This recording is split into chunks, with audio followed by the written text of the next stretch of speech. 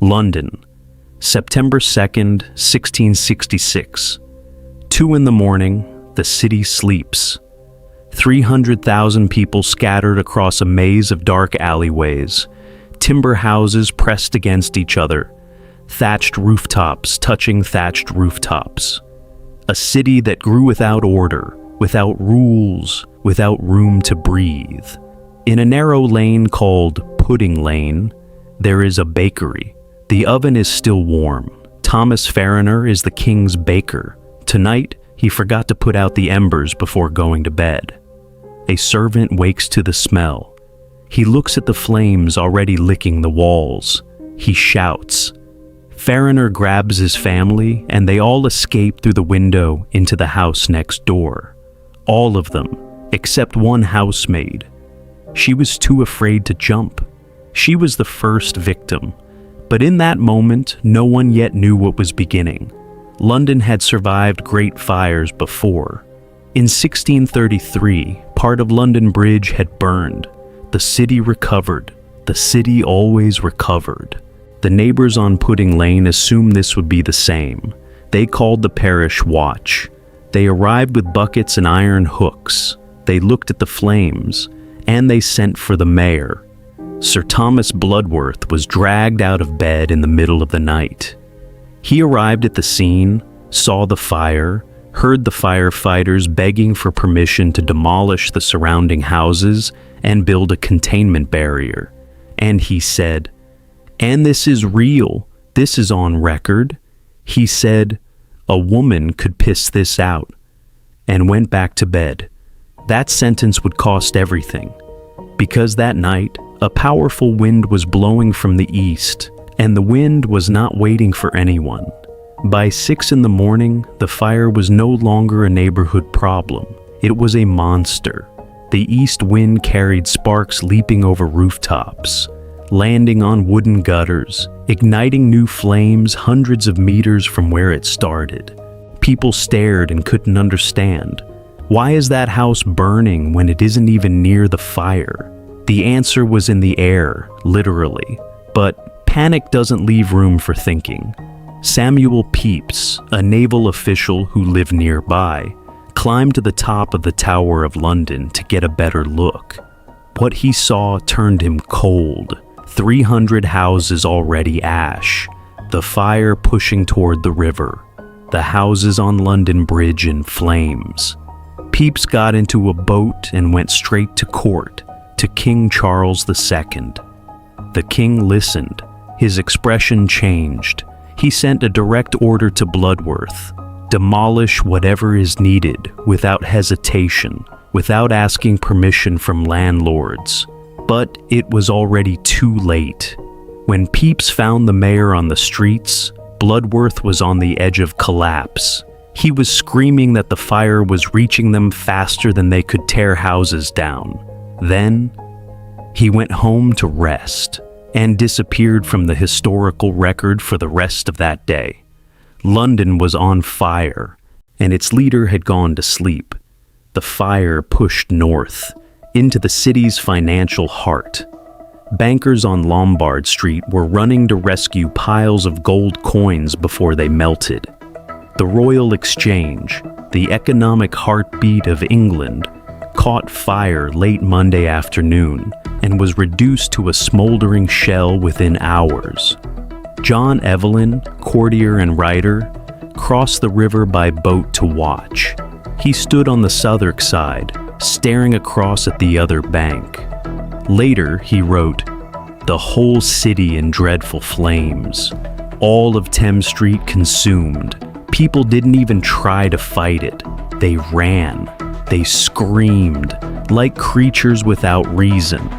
But there was something even more disturbing happening in the streets. With the fire jumping from house to house in ways no one could explain, rumors began to spread. Too fast, too strange. Someone must have said it.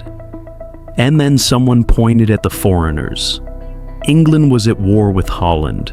There were French, Dutch, and Italian people on the streets of London, and suddenly every one of them was a suspect. There were reports of men throwing fire pots into houses, reports of grenades, of conspiracies. The violence began. Immigrants were beaten in the streets. Some were rescued by the Duke of York and his guards. Others were not so lucky. The fire was destroying homes. Fear was destroying people. Tuesday, September 4th, the worst day. Imagine waking up and realizing your city is dying. Not a street, not a neighborhood, the entire city. 100,000 people were trying to leave at the same time through 8 narrow gates in the old Roman wall that still surrounded London. Carts jammed, horses screaming, children lost, the elderly left behind. The cost of hiring a cart had gone from a few shillings to £40. £40, the equivalent of over £100,000 today. Those who had the money saved their belongings. Those who didn't lost everything. The wealthy deposited silver and furniture inside parish churches, convinced the stone walls would protect them. The poor carried what they could on their backs and walked on foot to the fields north of the city. In Moorfields, a large public park, a refugee camp was born. Tens of thousands of people, some under makeshift tents, most in the open air. And then the fire reached St. Paul's Cathedral. Everyone believed St. Paul's was safe. The walls were solid stone. There was an open square all around it that would act as a natural fire break. People had stored their most precious belongings inside. The booksellers from the neighboring street had filled the crypt with their entire stock of books and manuscripts. But someone forgot about the scaffolding. The cathedral was under renovation. The scaffolding was made of wood. And that night, wood was a death sentence. Less than half an hour after the scaffolding caught fire, the lead roof was melting. Liquid lead ran down the walls like lava. The books in the crypt burned entirely. And St. Paul's Cathedral, the symbol of London, standing for centuries, collapsed in on itself. That same night, panic broke out in the camps. A light appeared in the sky to the west. Someone screamed that 50,000 French and Dutch soldiers were marching toward Moorfields to slaughter the refugees. There were no 50,000 men. It was a flare-up in an already burned-out neighborhood. But the rumor was enough. The crowd terrorized every foreigner it found in its path. It took cavalry and royal guards to stop the massacre. The fire had taken their homes. Fear was taking their humanity. Wednesday, September 5th. The wind finally stopped, and with it, the monster lost its strength. The garrison of the Tower of London, which was sitting on 500 tons of gunpowder that, had it exploded, would have destroyed whatever remained of the city, took the initiative the mayor never had. Without waiting for orders, they used explosives to bring down entire city blocks around the tower. They created barriers of burned earth where the fire had nowhere left to go, and the fire stopped. Samuel Pepys climbed the bell tower of a nearby church that morning and looked out at what remained. He wrote, "The most sad sight of desolation I ever saw." When the numbers came in, they were incomprehensible. 13,200 houses destroyed, 86 churches in ashes, St. Paul's Cathedral, the Royal Exchange, the Customs House, the prisons, the courts, the markets, the heart of one of the greatest cities in the world. 436 acres of city, erased in 4 days. 100,000 people with no home, no food, nothing. And the deaths? The official records say 6. 6 deaths.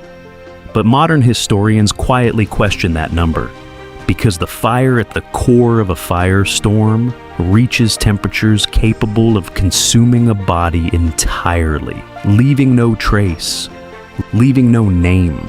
The poor weren't in the records while they were alive. Why would they be in the records when they died? There was a man named Robert Hubert, a French clockmaker, with mental illness. He confessed to starting the fire. His story changed several times. First he said it started somewhere else. Then he said it was at Pudding Lane. The details didn't add up. Nobody fully believed him. But London needed someone to blame. Robert Hubert was hanged in October 1666. Only after his death was it proven that he had been on a ship in the North Sea when the fire began. He arrived in London 2 days after it started. London executed an innocent man, and it was never satisfied with the truth. King Charles II wanted to rebuild the city in a completely different way. Radical plans were drawn up. Wide boulevards, open squares, a London that could rival Paris in grandeur. Architect Christopher Wren designed a breathtaking vision, but people wanted to go home, to their streets, to their neighborhoods.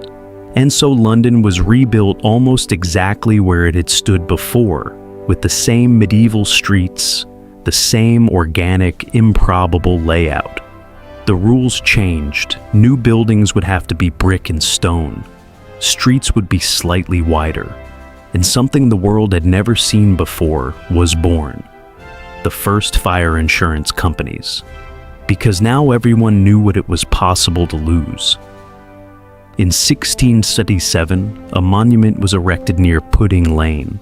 A column 61 meters tall, designed by Wren and Robert Hooke. It still stands there today. For years, the inscription stated that the fire had been the work of Catholic conspirators. The inscription was not removed until 1830. 160 years of lies carved in stone. The Great Fire of London was not just a disaster. It was a mirror. It showed what happens when a city grows without rules, when leadership hesitates at the worst possible moment, when fear turns victims into aggressors, when the need for a scapegoat is stronger than the need for truth. And it showed something else, that people rebuild, always, even when they lose everything, even when the ground they knew no longer exists. They return to the same place, press their hands into the burned earth, and start again. Thomas Bloodworth, the mayor who said a woman could piss out the fire, never held a position of any significance again. Thomas Fariner, the baker whose oven started it all, swore until the end of his life that he had put out the fire that night. Whether he truly believed it or simply could not live with the alternative, no one will ever know. And the city of 300,000 people, of medieval streets, of timber houses with tar-sealed rooftops, that city died in 4 days. The London we know today was born from its ashes.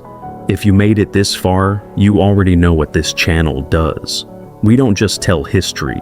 We rebuild the past, brick by brick, the way London did after the fire. Hit like if you think it was worth your time. It cost you nothing, and it means everything to us. And if you want to be there the next time history burns like this, subscribe, turn on the bell. Think of it as your parish watch. This time, it won't arrive too late.